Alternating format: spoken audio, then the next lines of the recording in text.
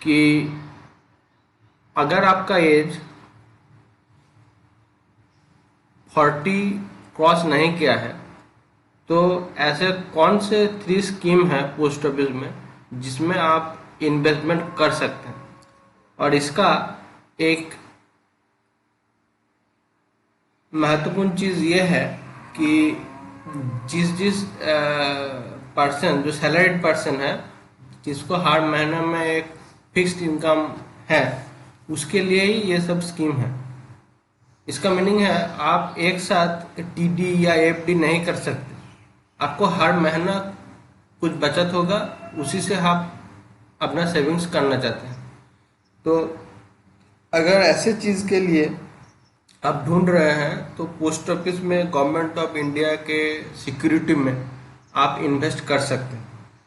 तो ऐसी कौन सी स्कीम है जो आप मंथली बेसिस पे उसमें सेविंग्स कर सकते हैं और सिक्योरिटी बेसिस में आपको अच्छा खासा इंटरेस्ट मिलेगा। उसके पहले ही नंबर पर मैं 3 यहाँ पर स्कीम बोलूँगा। फर्स्ट स्कीम है पीपीएफ। अगर आपका कंपनी या आप जिस भी ऑर्गेनाइजेशन में काम करते हैं, गवर्नमेंट सेक्टर या प्राइवेट सेक्टर, तो अगर आपने पीपीएफ नहीं खुला है, तो अगर आपका एज 40 ईयर से बिलो है तो आप पीपीएफ में 100% इन्वेस्ट कर सकते हैं। ये 15 ईयर्स का एक टर्म है। 15 ईयर्स तक ये अकाउंट रहेगा।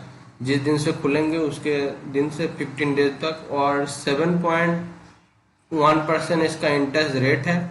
मिनिमम आपको पर ईयर 500 रखना पड़ेगा और मैक्सिमम 1,50,000 आप एक फाइनेंशियल ईयर में रख सकते हैं। तो ये इसमें कोई लिमिट नहीं है कि आप इतना मंथली रखो कि इतना कुछ नहीं है। आपका सालाना एक बार 500 रुपये मतलब वहाँ पर रख दिया तो आपका काम खत्म। लेकिन आप ट्राई कीजिएगा कि एक मंथली एक फिक्स्ड रखने का। इससे क्या होता है ना, मतलब आपका बैलेंस बिगड़ता नहीं है। ठीक है।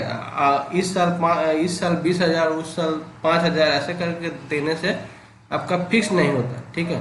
तो ट्राई कीजिएगा कि फिक्स्ड एक इनकम मंथली इस पर रखने की। उसके बाद जो स्कीम है यहाँ पर 7.1% आपको इंटरेस्ट मिलेगा। और उसके बाद आरडी। आरडी में बहुत सारे लोग या महिला इन्वेस्ट करते हैं। आरडी आप पर मंथ 100 रुपीज़ से खोल सकते हैं। और आरडी मतलब 10 के मल्टीपल में आपने जितने चाहे 1,000 2,000 मंथली आरडी कर सकते हैं। आरडी का अभी इंटरेस्ट रेट जा रहा है 6.7%। और ये 5 साल का है और ये शॉर्ट टर्म का है 5 साल के लिए। तो 5 साल के लिए अगर आप निवेश करना चाहते हैं कि पर मंथ मेरा 2,000 रुपये या 1,000 रुपये या 500 रुपये या 100 रुपये ही आप सेविंग्स करना पसंद करते हैं तो आरडी स्कीम बहुत बढ़िया है। अगर घर की महिला है आप और आपका 200, 100, 500 रुपये बचता है तो भी आप आरडी में वो इनपुट कर सकते हैं और 6.7% का इंटरेस्ट ले सकते हैं।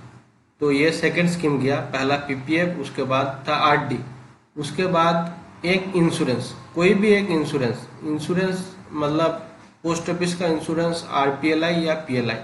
अगर आप पीएलआई के लिए एलिजिबल है तो पीएलआई के एक इंश्योरेंस करा लीजिए या आरपीएलआई।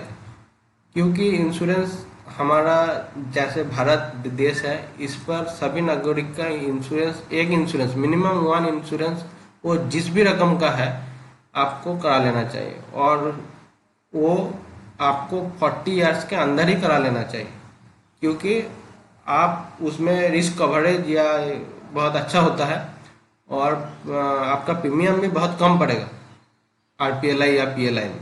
तो आरपीएलआई या पीएलआई के लिए वीडियो इस चैनल पर है।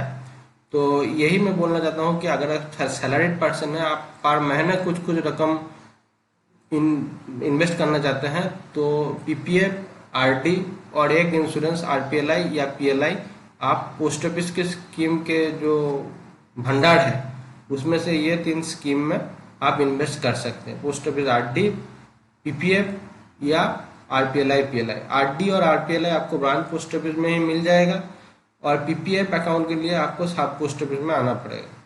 सब पोस्ट ऑफिस मतलब शहर के जो पोस्ट ऑफिस है, सब पोस्ट ऑफिस, वहाँ पर या शहर या गांव में जो बड़ा पोस्ट ऑफिस होता है उसमें आना पड़ेगा। Thank you very much.